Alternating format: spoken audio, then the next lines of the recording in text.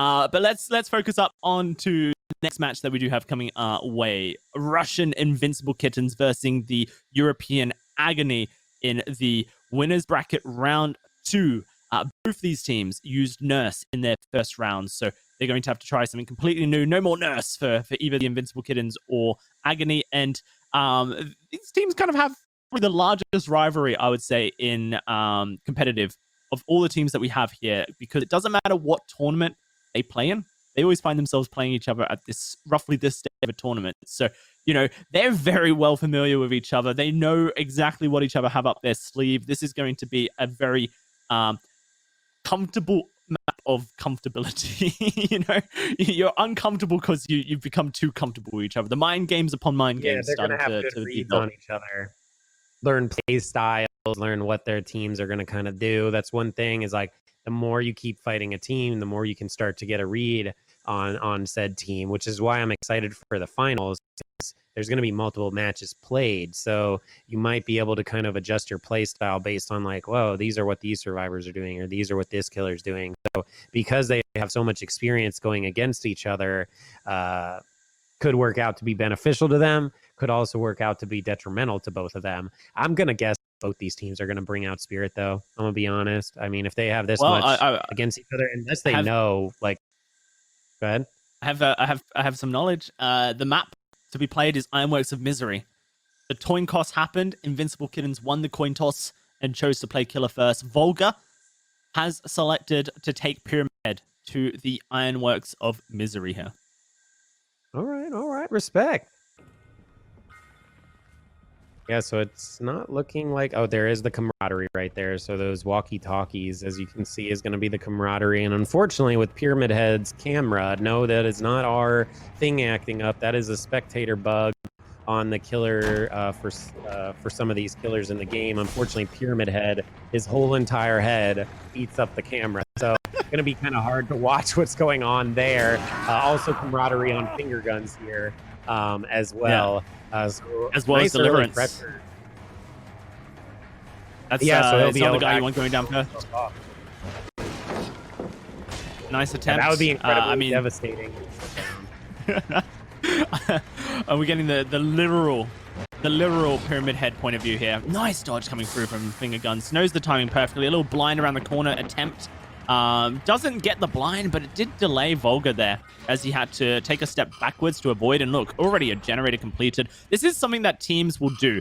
If they know that a survivor's in chase, they will double up on their first generator as to attempt to get it done as quickly as possible so that they can go and double up on a second generator. And right now, Finger Guns has absolutely put the juice on to Volga's Pyramid Head, and so much so that Dr. Rock is now in chase, and he's just switched onto a full health target.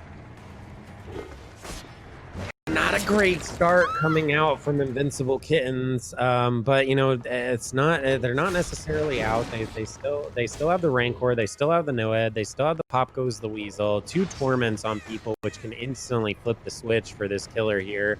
Chose not to kick the pallet there on the shack. It's usually a pretty difficult juke spot, but obviously Ghost has a threat of being able to flick with the Right's Judgment there. Does get the down. That's the one thing that's always really difficult about Pyramid Head, because if you try to go long with him, he'll just flick at you, and if you don't, he just like hesitates and holds it and then flicks you. So good thing there, and he does choose to go ahead and hook him there, more than likely trying to save that torment. If Finger Guns were to save Dr. Rock from the cave, both of them would be cleansed of the torment, but he gets to keep that available. Doesn't have to worry about the E-strike or anything if he goes back on him, and can just immediately cage him after.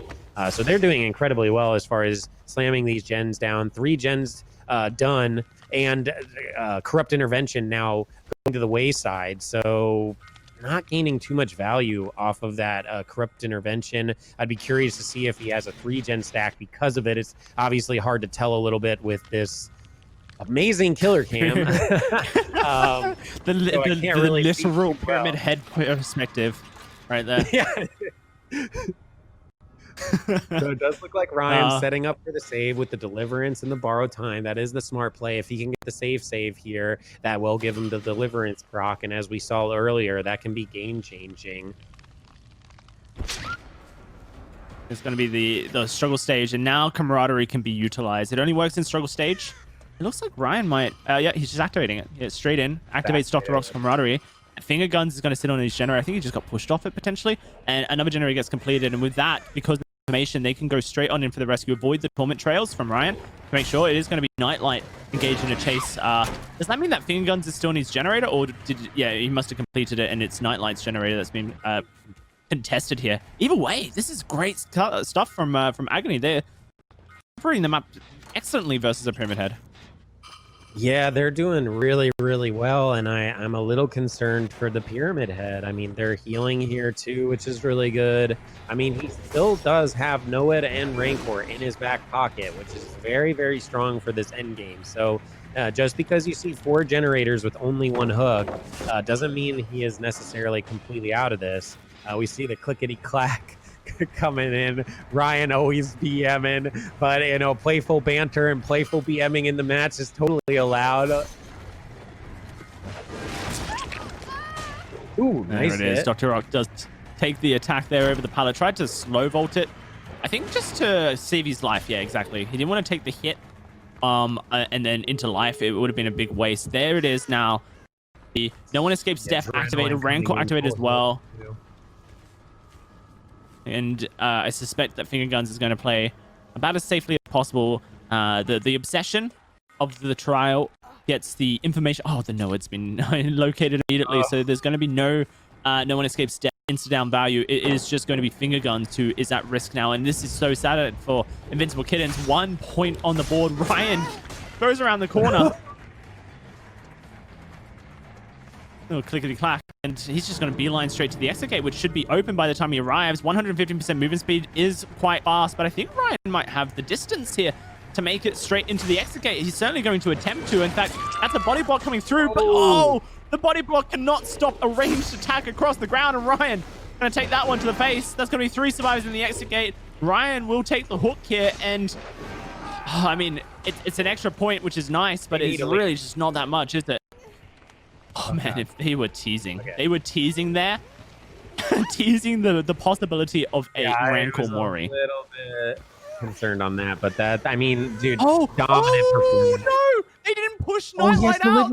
And Ryan has Deliverance still. He has Deliverance. Is devastating. Deliverance and Decisive Strike, and he's going to get straight off that hook, use the Sprint Burst to come straight back towards the exit gate and attempt to try and get out. He has to avoid the trail. He has to avoid the trail. If he goes into the trail, he takes the down, and now the Decisive Strike will come through. That's it. That's it. It's a 4-man escape coming through.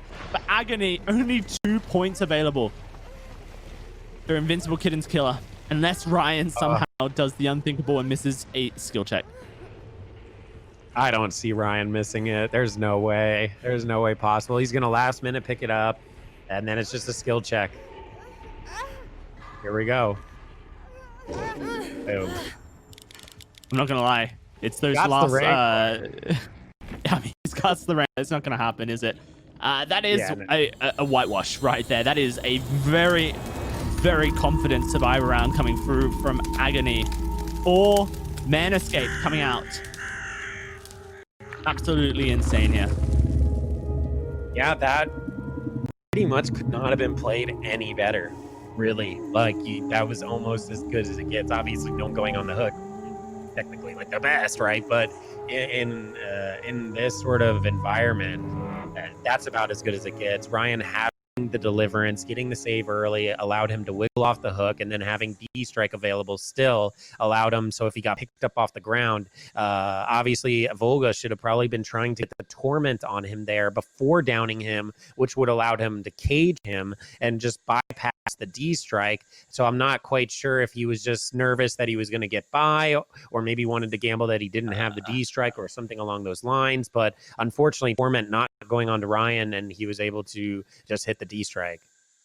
I mean, the thing is, if Ryan's got a clear head about him, and usually a seasoned veteran of the competitive scene like Ryan would, he's just going to crouch into the exit gate, isn't he? He's just going to take it nice and slow, crouch into the exit gate, force Volga to take the attack, and there's just no way that you can force the Torment Trail onto the survivor when it's just that close. That is heartbreaking for Invincible Kittens. Just anything that could go wrong did, and now they have to essentially play the perfect survivor game no hooks, no deaths, all the way through. But we are going to be doing this Agony Invincible Kittens match, and we're right into it. Buggy Spirit Cam going in. Just a friendly reminder, we did slightly change the add-ons for Spirit, only allowing her brown add-ons because she does have a sound bug currently as of the patch that just happened the other day, which makes it so you cannot hear her footsteps while she's shifting close to you. So we tried to somewhat limit her a little bit more than we did in the previous week to kind of make up for that difference rather than just outright ban her because of this bug. You roll with the punches when you play this game sometimes, and we're just doing the best that we can to have a fair tournament. All of them kind of playing the intervention. Waiting out the corrupt. Yeah. Yep. I mean, it's the only choice that they have, right? They can't risk being found during the corrupt intervention stage. Especially knowing that Fingergun's regular spirit build is going to be the Rancor, the No One Escapes Death, Pop Goes the Weasel, Corrupt Intervention. So these players pretty much will be able to accurately guess the build that Fingerguns has brought because they've just played versus him so many times in this kind of environment, and they cannot really afford to allow any early aggression come out of Fingerguns. They need to essentially do whole generators uncontested. And then it's already started off wrong. Yeah, already in the case. And I'm assuming Fingerguns will be doing a pretty good job. Already dropped the Shack pallet as well. So this is where I was talking about the footsteps. Right there, it's going to be kind of hard for the survivors to be able to hear the footsteps of the spirit. Typically when she's shifting like that, you can kind of hear her little pitter-patter of her feet. But with this bug, you can't really hear that like 95% of the time. It's just no sound at all. So pretty good advantage there for the spirit in smaller engagements, and does get a hit onto Volga. Yeah, normally that pallet play there would be fairly successful for Volga. But here we see Volga attempting to get away from this one here, and only 2 points were won by Volga's Pyramid Head in the first game of this series, meaning that they can realistically only give up 2 hooks and then have to get a 4-man escape. Volga with the Dead Hard for distance will make it to the pallet here and is playing every one of these maze tiles at best that he can. Gonna have to try to go for the 50-50 stun, but it's just so hard to make happen. And she doesn't have a head. Oh, there she is. Yeah, it's so incredibly hard. So this is going to be their first hook. No generators done. We do have a few generators being pushed, though, at this point, and it's not looking good for Invincible Kittens at this point in the game and in the series. Fingerguns has to be feeling pretty good. He's going to get the Pop Goes the Weasel. That's going to regress at 25%. Generator completed. And they're just playing so careful. I mean, you pretty much have to versus Spirit, because once she's on you and once you're injured, that's when she really like excels and becomes an absolute nightmare. They're moaning, they're making too much noise. Like, what do you do? VKD gonna get hit there and try to just gain some distance, but now he is gonna be moaning. The Love Shack palette already used earlier on in the match.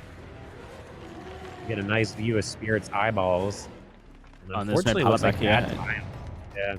Yeah, absolute dead zone here, unfortunately, for VKD, who's just trying to play around the outskirts of the map and win as much distance as possible for his team so they can be on the generators. But with this second hook here now, if Invincible Kittens were to get the 4-man escape without giving up any single hook, they would secure a tie.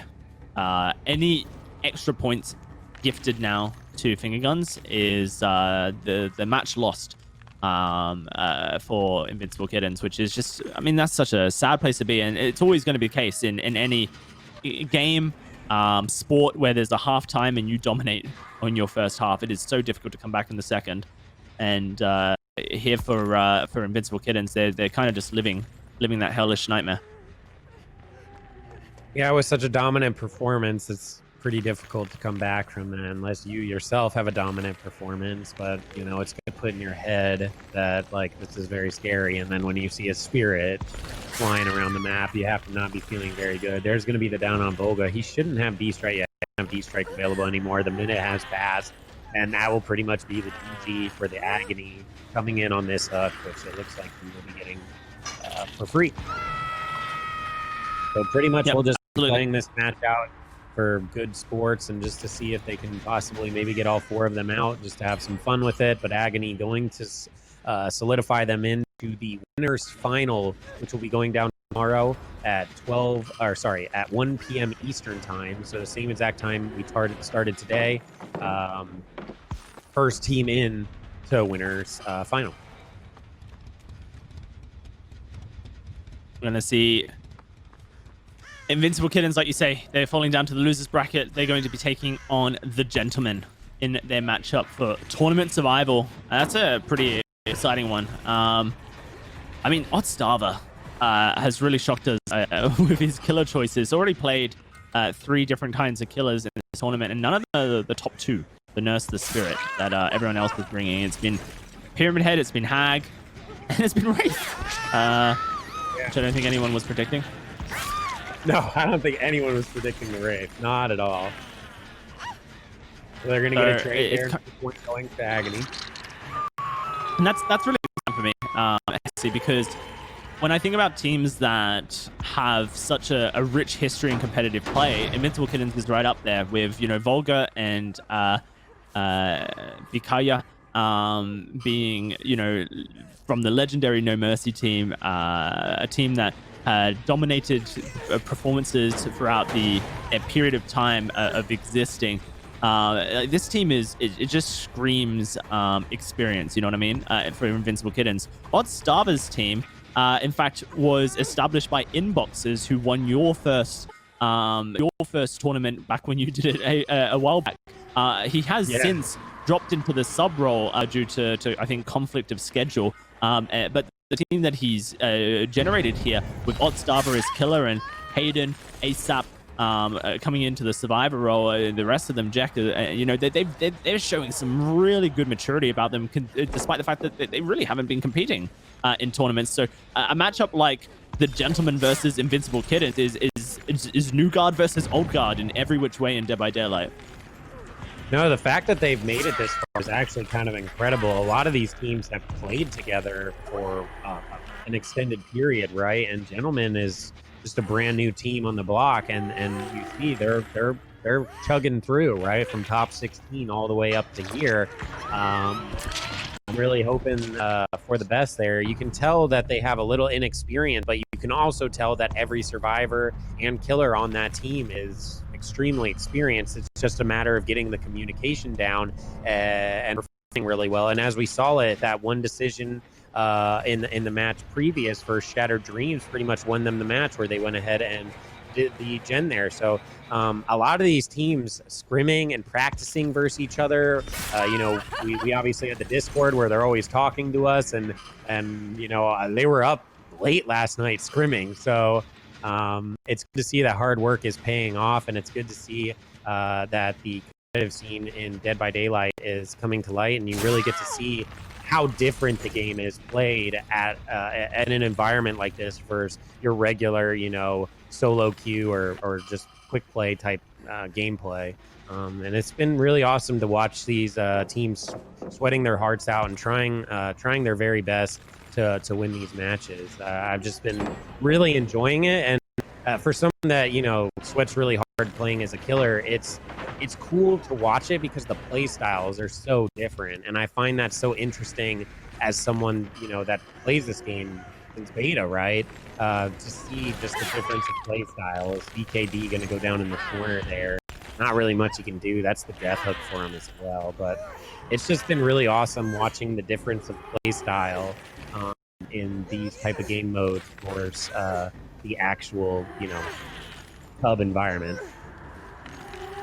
So for those who may just be tuning in to this matchup and wondering why we're talking so much about future matchups, it's due to the fact that Invincible Kittens' earlier bout on Killer here on the Iron Voice of Misery only netted them 2 points total, a 4-man escape for Agony. So almost impossibility for the Invincible Kittens to come back into this series, and so far the points secured by Finger Guns, the killer for Agony, has been too much that the Invincible Kittens cannot come back into this series. And this tournament is a double elimination stage now.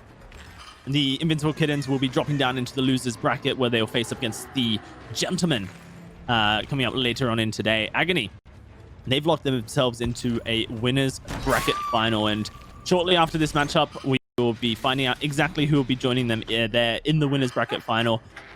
Oracle will be taking on the Shift W Gamers, and determining which one of those two teams do progress forward in this upper bracket. But unfortunately for the Invincible Kittens, there's just not enough points available in the game to be able to come back into this one. They do manage to get all the generators done, which is a nice little personal victory, I suppose, for Invincible Kittens. But now, you know, Swatter has to essentially avoid being spotted completely due to the No One Escapes Death activating on Fingergun's Spirit, and I think he's been spotted. Yeah, actually, no, he hasn't. I mean, there could be an escape still in this game here, Hexy. Yeah, I mean, there's definitely the possibility. I mean, that would definitely be a personal victory, right? Like, I got out of here, I made it, I did it. And at this point, you got to be feeling pretty good rolling around with a no-ed available. Actually, he might get out here. It looks like he's going back towards the hook. Unless he's shifting over there, he should get this 100%. Yeah, he gets this 100%. I don't believe there's a deliverance on the Yeka. No, he does attempt, but doesn't quite get the 4% chance. So that will round out our series here between Agony and Invincible Kittens. A absolute dominant performance coming out of Agony Survivor team, only giving up 2 hooks total, netted them such a lead that it was almost impossible to come back, and Agony were able to put the final nail into the coffin very early on in this matchup versus the Invincible Kittens. They will be progressing forward to winners bracket, and we'll find out exactly who they do face up. It's Invincible Kittens to fall down into the losers bracket. And I feel like we can jump into the standings as soon as they're ready to be shown. This game, you know, almost the majority of it played out was a formality here, Hexy. So might as well see exactly how this tournament has progressed here between the teams.